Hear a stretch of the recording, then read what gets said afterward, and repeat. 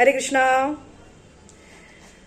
भक्तीमध्ये अशी जादू आहे की एक सर्वसामान्य जीव जेव्हा भक्ती करायला लागतो, जेव्हा तो भगवंतांच्या सेवेमध्ये, भगवंतांच्या प्रेमामध्ये स्वतःला पूर्णपणे समर्पित करतो, तन मन धन भगवंतांच्या चरणकमलावर अर्पित करतो, तेव्हा तो पूर्णपणे बदलतो.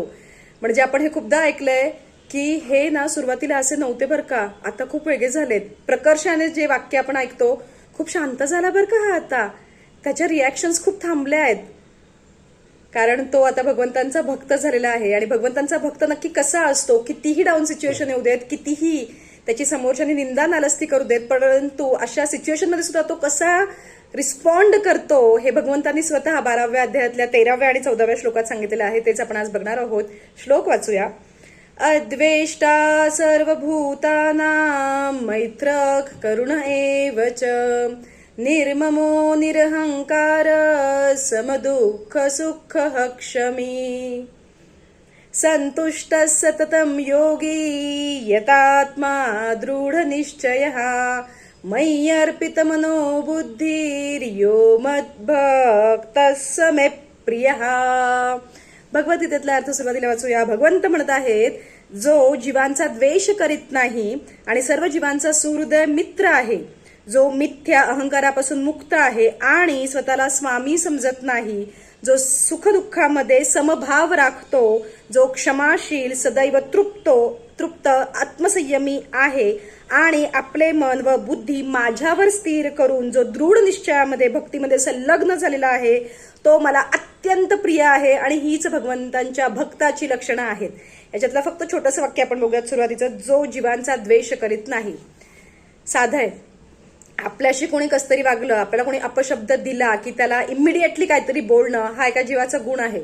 माझ्याशी कोणीतरी वाईट वागलं म्हणून मनामधून त्याच्याबद्दल वाईटच भावना निर्माण करणं, त्याच्याबद्दल वाईट बोलणं, इन शॉर्ट त्याला शिव्या शाप देणं, हे कुठलाही जीव पटकन करतो. पण जो भक्तीमध्ये असतो, त्याच्याशी कोणी कसं का वागेना, त्याला माहिती असतं की लॉ ऑफ कर्म आहे. माझ्यावर बॉस आशाचा हात आहे ना, आणि माझ्यावर आशाची दृष्टी आहे ना, आशाच्या छत्रछायाखाली मी मोठा होतोय की तो मला कोणीतरी विचित्र ट्रीटमेंट देतं हे त्याला सहन होणार नाही, आणि लॉ ऑफ कर्मा त्याचा रन करेल. पण मी स्वतःहून त्या व्यक्तीला कधीच वाईट बोलणार नाही, कारण मला माहिती जसं मी भगवंतांचं बाळ आहे तसं तेही भगवंतांचं बाळ आहे. पण माझे कर्म, भक्तीचे कर्म मला सांगतात की मी शांत राहणं खूप महत्वाचं आहे. तो जीव, त्या जीवाचा अजून उद्धार झालेला नाहीये, पण तो उद्धार करण्यासाठी माझे भगवंत आहेत.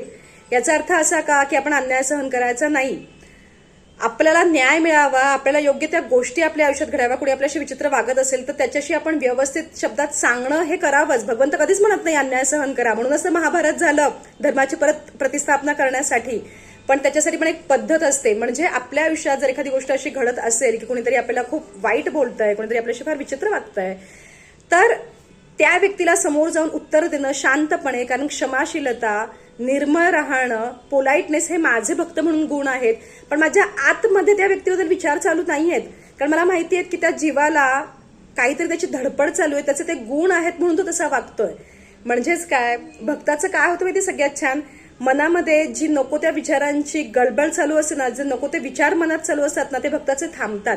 कारण त्याचं मन नेहमी भगवंतांच्या पायावर स्थिर असतं, त्याच्या मनात नेहमी भगवंतांचे विचार असतात. आणि त्याला हे माहित असतं की जे हृदय कोमळ आहे, जे हृदय अतिशय क्लीन आहे, ज्या हृदयामध्ये एकमेकांबद्दल फक्त आणि फक्त प्रेमाची भावना आहे, तिथेच भगवंत स्थित आहेत. सो माझ्या हृदयात स्थित असलेल्या भगवंतांशी, श्रीकृष्णांशी जर मला संवाद साधायचा असेल तर हे गुण मला अंगीकारलेच पाहिजे. अदरवाईज मला भगवंत प्राप्ती कसं काय होणार. त्याच्यामुळे माझ्याशी जर कोणी विचित्र वागत आहे तर त्याला बघून घेण्यासाठी, त्याच्या कर्मांची त्याला योग्य ते न्याय मिळण्यासाठी माझे भगवंत बसलेले आहेत.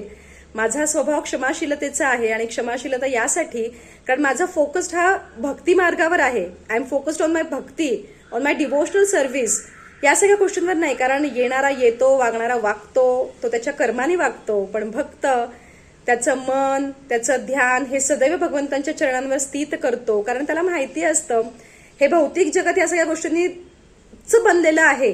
पण जर मी पकडलेलं आहे, जर मी वैष्णव आहे, जर मी भगवंतांचा सेवक आहे, तर मला त्याची सेवा करायची. आणि त्याची सेवा कधी होणार, जेव्हा आपण हे गुण अंगीकारणार.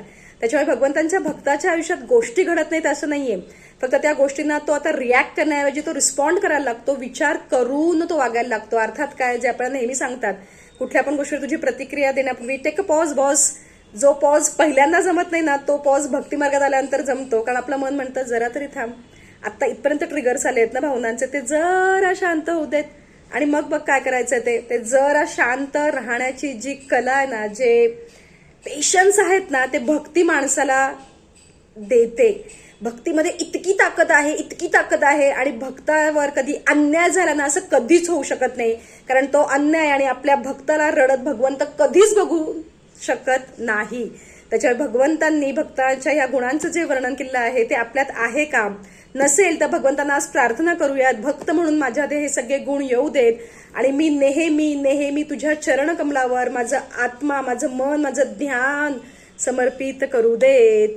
तुम्हाला काय वाटतं भगवंतांच्या भक्ताचे अजून काय गुण आहेत जे आपण अंगीकारलेच पाहिजे? ते मला कमेंट्समध्ये कळवा. आपल्या चॅनलला जर अजूनही सबस्क्राईब केलं नसेल तर प्लीज सबस्क्राईब करा, शेअर करा आणि लाईक करा. हरी हरी बोल.